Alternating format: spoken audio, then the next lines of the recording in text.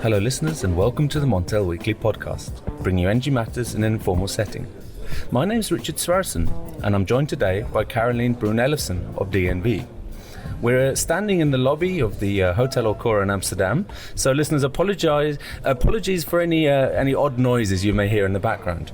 But Carolina, we're here to talk about a project or a platform that DNV just launched. Can you tell us a little bit about that? Sure. Hello. So my name is Brun Ellefsen. I'm the global head of Instatrust at DNV. We are now releasing the beta version of Instatrust, which is a marketplace for corporate PPA. So basically, we're trying to bring transparency and liquidity in this market by enabling buyers to identify and search through PPA options and project developers to identify PPA demands. Okay, so can you tell me a little bit more about the platform? What is it and how will it help the market for PPAs in general? So when we look at the development of the PPA market, corporate PPA market, it's very much today this bilateral agreement between corporate energy buyer and project developer, and we see that it's moving towards more digitalization. What we are offering is an online platform to facilitate the connection and towards automated matches. So suggestion to buyers what kind of project they should look at and what risks they are exposing themselves to for each project. Of course, it's one of the steps towards more features. We will move towards aggregation of several buyers to scale up this market and also offer scoring of the projects to help buyers identify the risks. So it's more electronic or automized matching of a buyer and seller on a platform, because the market, as I understand, is very, very complex. There are so many PPA contracts out there, both synthetic, sleeved, corporate, physical. So your platform will offer all of those kind of products? I cannot say about the exact roadmap as we are in the beta version, but what I can say is that as a first step, the connections between two parties who want to sign an agreement and aligning the expectations on a more transparent manner. Over time, it will evolve in more assistance to the buyers for the structuration of the PPA, and at this time we are launching mostly the matchmaking platform. Okay, what are the next steps? You say it's a beta version. What happens after this? The next features we are developing are very much focused on scaling up the market. So we're looking at the PPA market, and it's there's exciting deals being signed, but it's still very small compared to the role it should play to enable renewables to thrive in this merchant risk renewables. So that's features around aggregation of buyers, and it's also features around risk mitigation tools. And the next phase is for us to also allow the buyers to issue tenders on the platform. So when you say merchant risk, I mean, it's basically because they're subsidy free and they need to find this is the best way to finance large-scale renewable build, or for companies looking to procure more green energy. Is that right? Yeah. I mean, what are the other risks involved here on both side, buying and selling side, that you're hoping to mitigate? We could sum up the risks on fuel risks, operational risk, and price risk.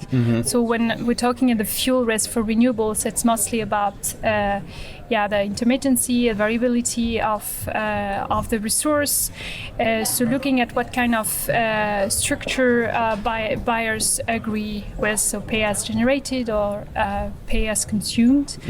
Then of course the higher penetration of renewables brings also challenges and risks, because you will have to hedge for risks when the prices are very high as a buyer in some of the structures. That the credit risks stay one of the biggest risks, especially look at one of the main risks for investors. And finally, operational risks are still sometimes allocated to buyers while they don't have any control on the performance and maintenance of the assets. So it's quite a risky business, the PPA world, really. There's a catalogue of different risks that need to be addressed, and if I could just add on the history, if you look at the history of the PPA, it's actually, when you look at when it started, it was a contract between utilities and fossil fuel plants. So really players that... There's quite an old... It's quite different. It's utilities have this trading capacity, they have a diversified portfolio, and the fossil fuel plants are dispatchable. And we transfer this to corporates that have a completely different risk profile and renewable plants that are intermittent and variable.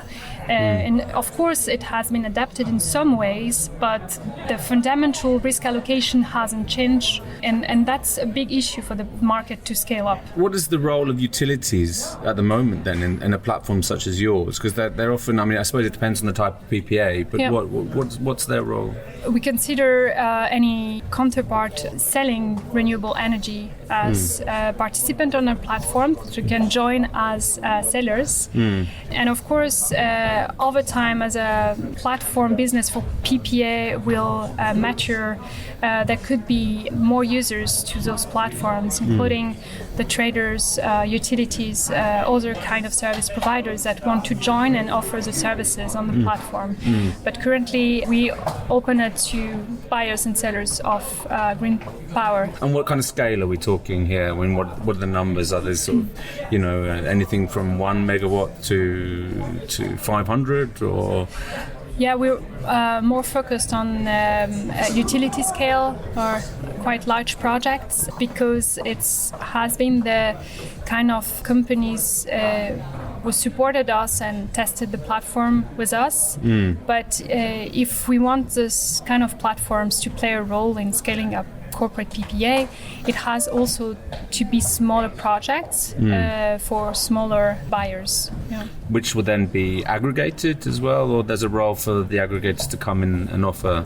Yeah, of course. So that's one of the features we are working on, as this aggregation of several buyers based on the standardized contracts, and also building a portfolio of smaller projects for a buyer to match their load. So also including this more multi-technology PPA portfolio that could benefit their risk profile. Yeah.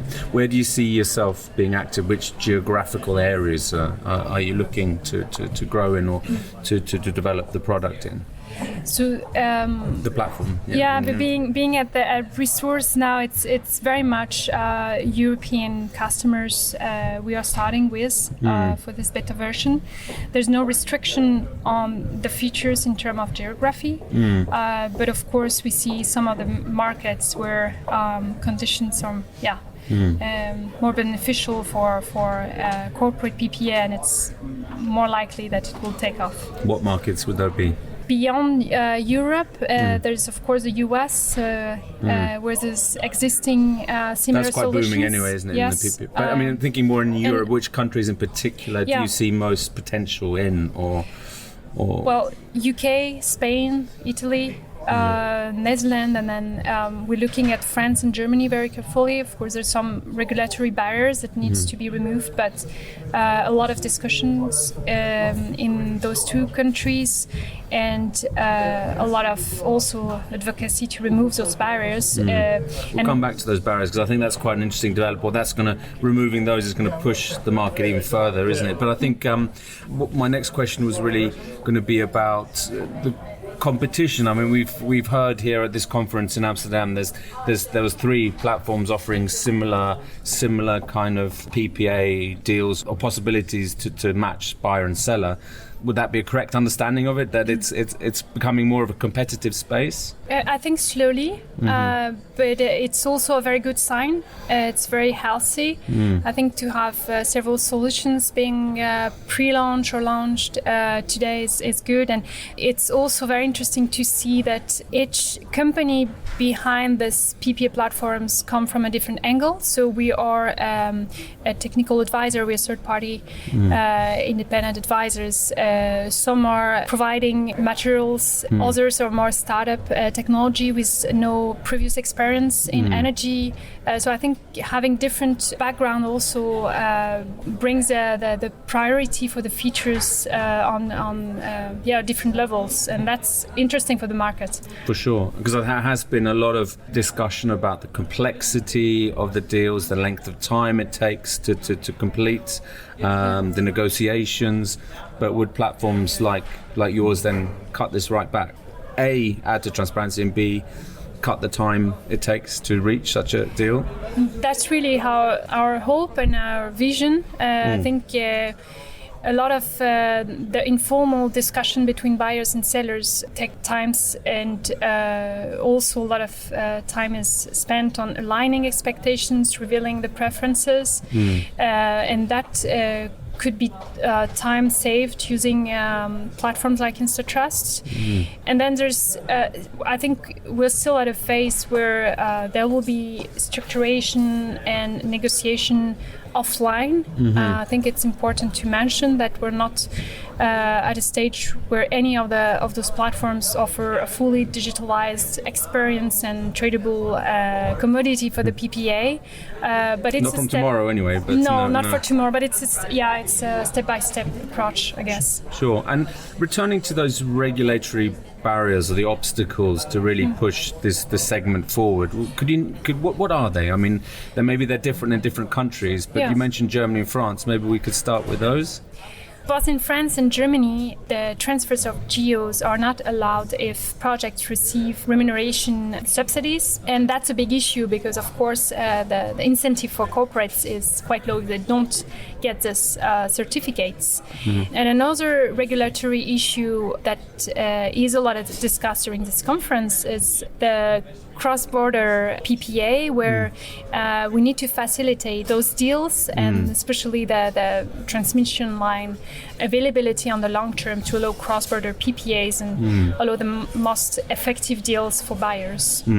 So what needs to happen there? On the regulators need to sort of overhaul the rules, or because in the renewable energy directive there is Article 15 which says member states have to do all they can to incentivize to remove the barriers. Barriers for corporate PPAs in particular. Absolutely, I think this is very typical barriers that are discussed nationally. I'm more aware of what's happening in France, and that's one of the barriers that is discussed is this transfers of geo that needs to be possible. Cross-border PPA question is more a European question that needs to be settled between the different member states. Sure. Is it possible then also to purely match buyers and sellers of GEOs on your platform, or does it have to be in conjunction with the power purchase agreement? So we have decided not to offer the unbundled certificates on the platform. We've considered it. I think other platforms are emerging in Singapore for SP, and in Norway there's Bicor, there's the Energy Web Foundation working on it, there's initiatives in the US. So for sure certificates seems to be like a more commoditized product that many started with for the platforms. But from our discussion with many buyers, they want to move away from this unbundled certificates to make sure they can claim additionality. So our decision has been to focus on a more complex but maybe longer term solution of the PPA. In terms of additionality, just for those listeners who aren't aware of that term, that's basically for new renewables build, is it not? Yeah, I think it can be defined as the ability to claim that you are adding capacity to the grid, so you're contributing to a project being built and financed by signing this long-term power purchase agreement. Well, for the certificates, it's usually a 1 year purchase, so it doesn't, and the price doesn't allow the projects to be built. It's an additional cost for the buyer. It's an additional revenue for the developers. Perfect. I mean, just a question about how your platform and others will coexist with sort of power exchanges where power is traded both physically and financially, varying from 15-minute products to many years further out in the curves. How will your platform coexist with those exchanges? Yeah, we followed very closely the offer from the exchanges of these longer term contracts, and I think you mentioned earlier 10 years, and I think it's very complementary and not a competition to any corporate PPA market growing and thriving. In some cases, for some buyers, it would make more sense to go towards these players and sign these agreements. But again, on the additionality issue, it doesn't have the same spectrum of additionality, let's say. Caroline, thanks very much for your time. Thank you for joining the Montel Weekly Podcast. Joining me at the Resource event in Amsterdam, where the hot topic is PPAs, is Mariana Heinrich from WBCSD, if I have that correct, Mariana? That is correct. Welcome to you. Thank you. Obviously, the key issue here is the PPA market in Europe. Could you say a few words about that? We heard earlier from another guest who was talking about the use of PPA platform to bring buyers and sellers together. I'd like to discuss more generally the market, how you perceive it at the moment in Europe. Has there been a slowdown or not? Yeah, that's an interesting question. So corporate renewable power purchase agreements, so PPAs, have historically developed in the US and started really around the year sort of 2013 to 2015 to slowly grow. Now, hence that movement then slowly spread across the globe and of course also Europe. And so in the years of 2015, 16, 17, we started to see a slow but steady pickup of corporate renewable PPAs also in Europe. In 2018, we had a record year with several gigawatts of capacity being added. Now, when you look at the statistics from today, I understand why you're asking me the question about the slowdown.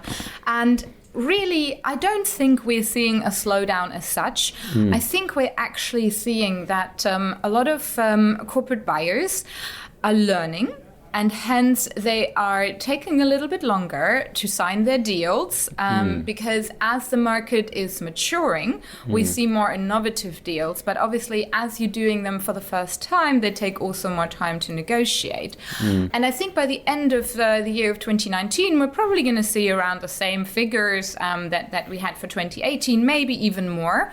And one other point that is really important to note as well is that not all corporate PPAs are made actually public.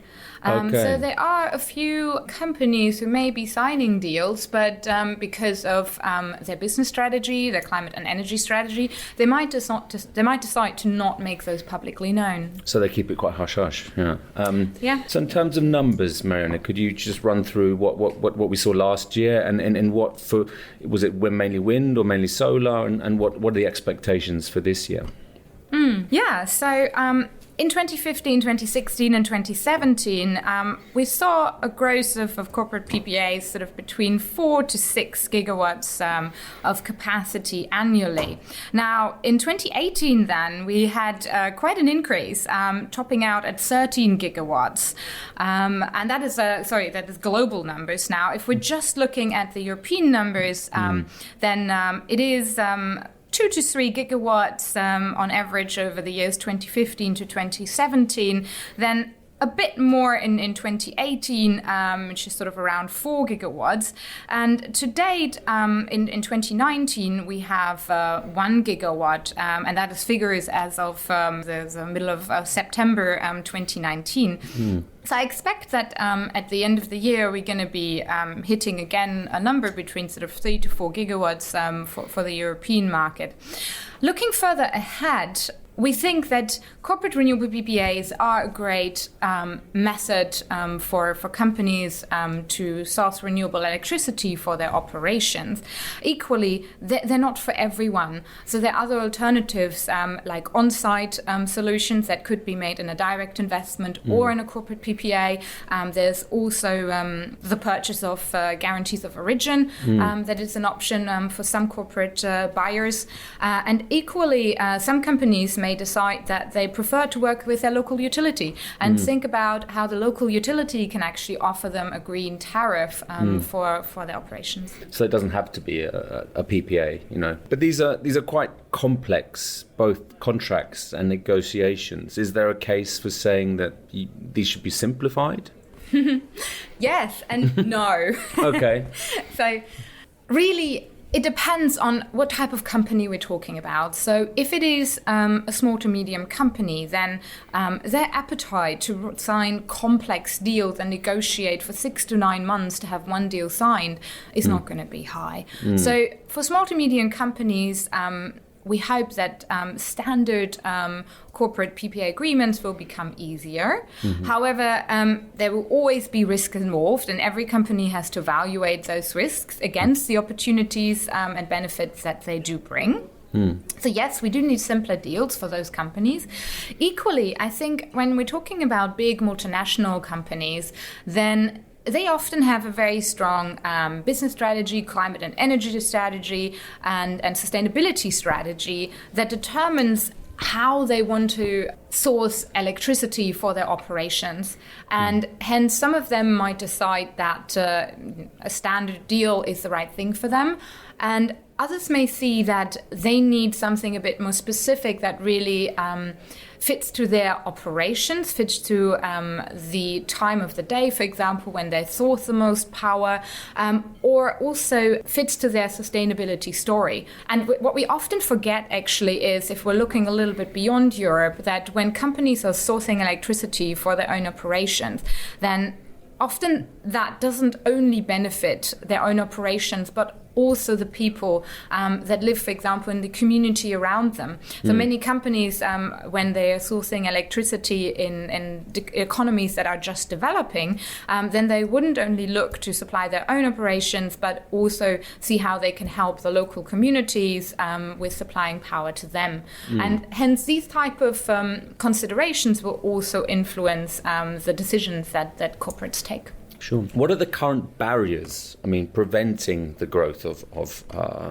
PPAs, and how can they be, reduced or taken away?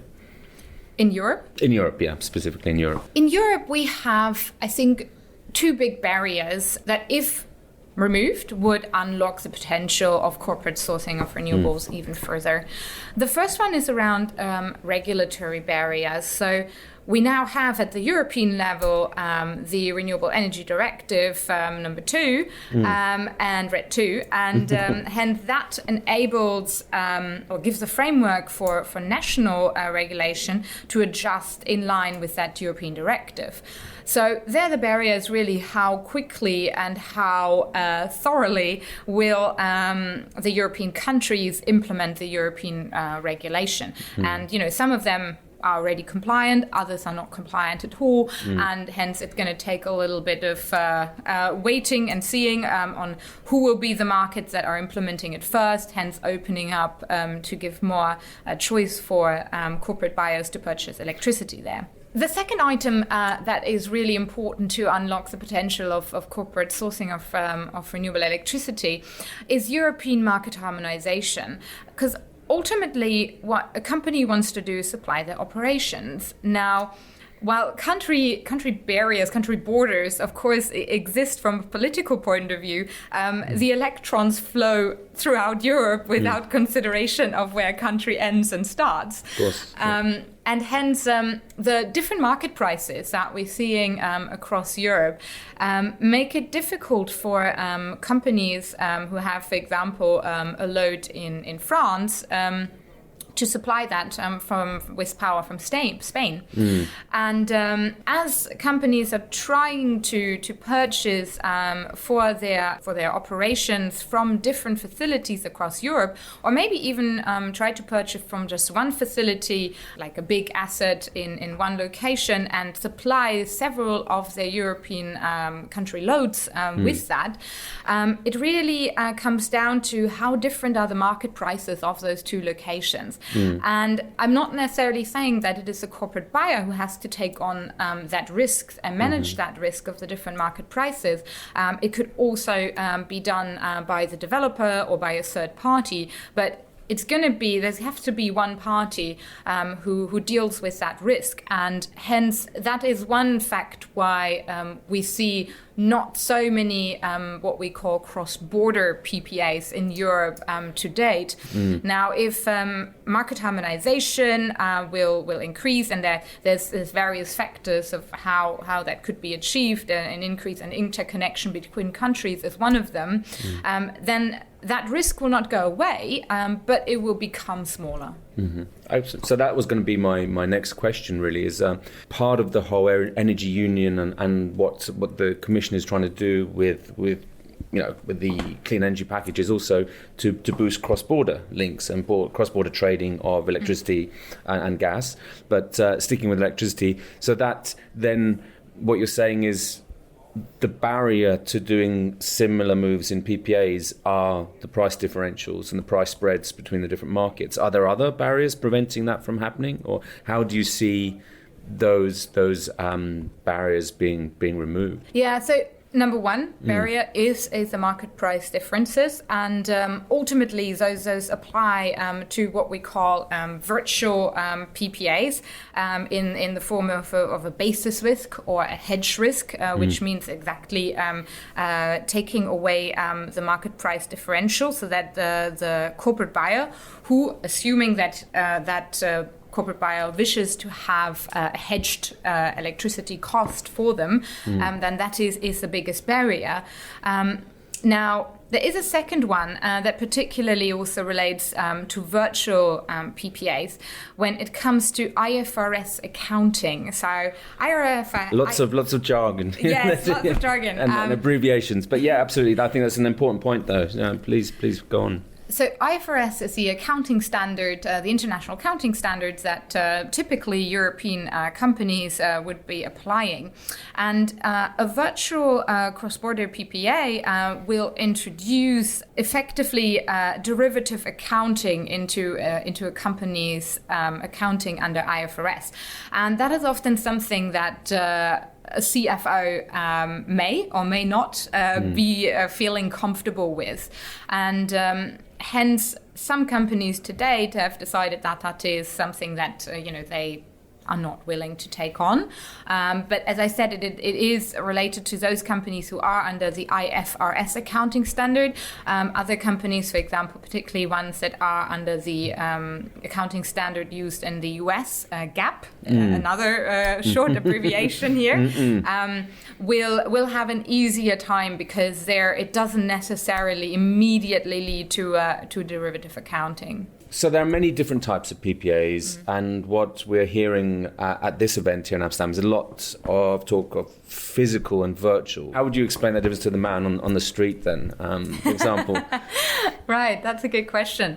So if we're talking about a direct PPA, then that effectively means that the power that is fed into the electricity grid from a renewable asset will be notionally transferred to the site where the corporate buyer is consuming the power. And that is notionally transferred in a way that the system operator that is operating the electricity grid will make sure that that power gets there. Now, what is important to understand is that it's not the exact electron that has been fed into the grid, but the power is notionally in the transmission system flowing from one side to another side. So this is a direct or a physical PPA? Exactly. And when we're talking about a virtual or synthetic PPA, then that means effectively that it is a financial transaction.